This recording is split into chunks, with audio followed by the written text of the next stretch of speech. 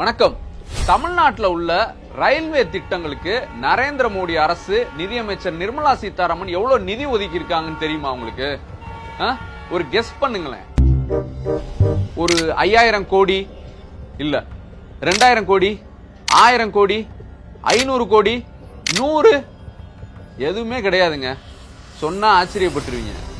ஒவ்வொரு திட்டத்துக்கும் நிதியமைச்சர் நிர்மலா சீதாராமன் எவ்வளவு கொடுத்திருக்காங்க தெரியுமா?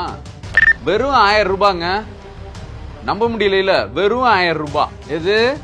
நம்ம தலைவர் இங்க பெண்களுக்கு உரிமை தொகை, தமிழ் புதல்வன் இப்படி கொடுத்துட்டு இருக்கிறாருல, இந்த 1000 ரூபாய் தான் நரேந்திர மோடி அரசு தமிழ்நாட்டுக்கான ரயில்வே திட்டங்களுக்கே கொடுக்கறாங்க. இது எவ்வளவு பெரிய ஒரு அதிர்ச்சிகரமான தகவலா இருக்கு பாருங்க. இது என்ன டீடைல் பார்க்கலாம். அதாவது ரயில்வே அமைச்சகம் பிங்க் புக் அப்படின்னு சொல்லி ஒவ்வொரு ஆண்டுக்கும் என்னென்ன திட்டங்கள், எவ்வளவு நிதி ஒதுக்கீடு, எவ்வளவு ப்ராஜெக்ட் கம்ப்ளீட் ஆயிருக்குன்னு அந்த ஒரு பிங்க் புக் வெளியிடுவாங்க. அந்த பிங்க் புக் இப்ப வெளியிட்டு இருக்கிறாங்க 2 நாளைக்கு முன்னாடி.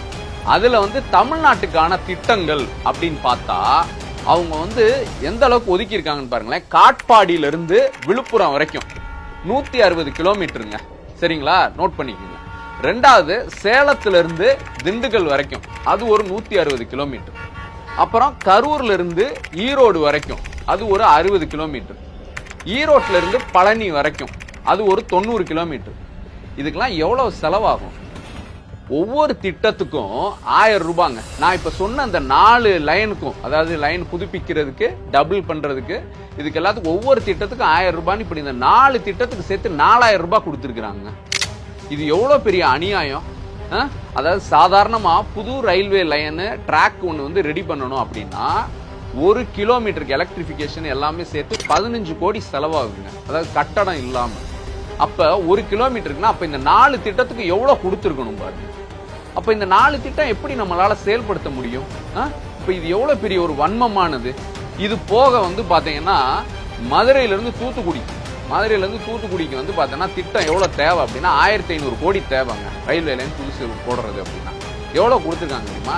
18 கோடி கொடுத்திருக்காங்க. அதாவது மதுரை ரயில்வே ஸ்டேஷன்ல இருந்து பெரியார் பஸ் ஸ்டாண்ட் இருக்கு பாருங்க, Periyar bus stand back side, அது வரைக்கும் தான் இவங்க கொடுத்த பணத்துல ட்ராக்கே போட முடியும். இது தூத்துக்குடி. இப்ப இதெல்லாம் தாண்டி இப்ப மொரப்பூர், தருமபுரி அப்படின்னா அந்த ஏரியாவுக்கு பாத்தீங்கன்னா ரொம்ப கம்மியா 49 கோடியோ அவ்வளவுதான் ஒதுக்கி இருக்கிறாங்க.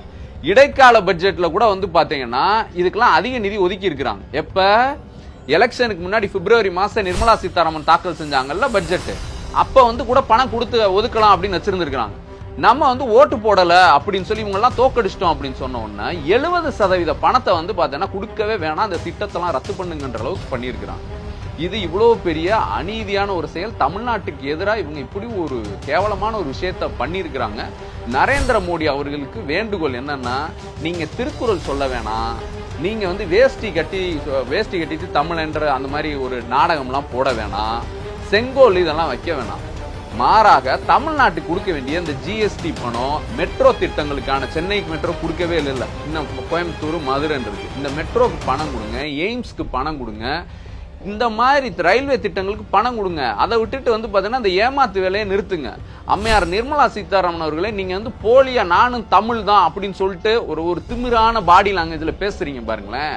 அப்படி பேசாதீங்க தயவு செய்து. எங்க திட்டங்களுக்கு முதல் நிதி கொடுங்க. தமிழ்நாடு பாஜக, அண்ணாமலை, வானதி சீனிவாசன் யாராவது இதுக்காக குரல் கொடுப்பாங்களா? நன்றி.